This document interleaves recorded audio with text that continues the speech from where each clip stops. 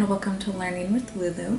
In this video we are going to be reviewing chapter 29 in Jane Eyre.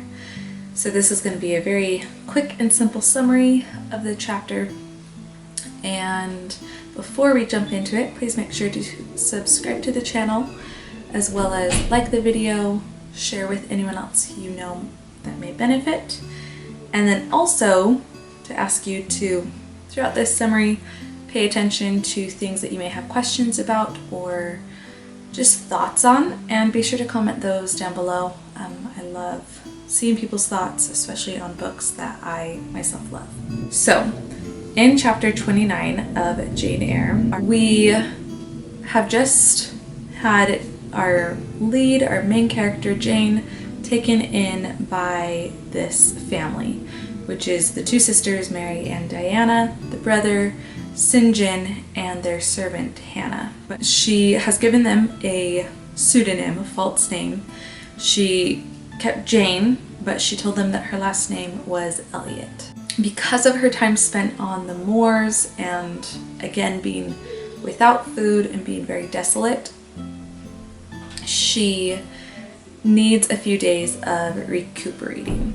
So Jane needs to heal from that experience physically and mentally and emotionally, of course. But physically it takes her about 3 days in bed being tended on by the rivers in order to recuperate. And then after those 3 days, she feels well enough and she takes a moment, I don't know if I want to say reprimand, but just kind of she takes a moment to confront Hannah, the servant, who turned her away in one of her most desperate times of need. And she found Hannah because when she finally got out of bed, as any of us would, the smell of fresh bread brought her to the kitchen. And so she finds Hannah and just confronts her about turning her away when she was in so desperate of need. And then we proceed to get a little bit more background of the Rivers family. Hannah apologizes, so she takes accountability. And then she gives a little bit of background to Jane about Mary, Diana, and St. John. The father of these three siblings, their family used to be wealthy. They used to have a fortune, but because of a bad business deal, their father lost their family fortune, and they are now living in this smaller home at what is called Moor's End.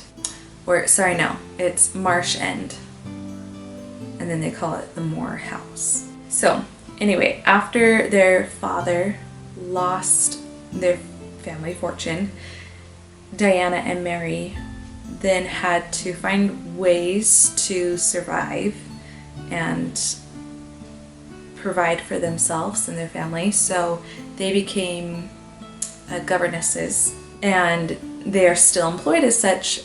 Right now, they're back with Hannah because their father died just recently, within the last few weeks. After Hannah,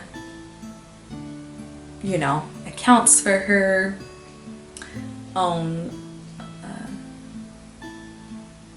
misjudgment of Jane and tells Jane this story, Jane, I take it, feels more willing to open up a little bit herself, and she even admits to Hannah that Jane Elliot is not her name, though she does not tell Hannah what her actual name is. She just says, yeah, this isn't my actual name. And then the chapter ends with St. John talking to Jane, and we know, by this point, we know Jane is a very industrious, resourceful, responsible character, and she doesn't want to just live on charity.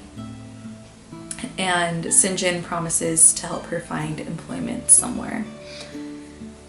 And with her expertise and her background, she's most likely going to end up doing something in the realm of educating children.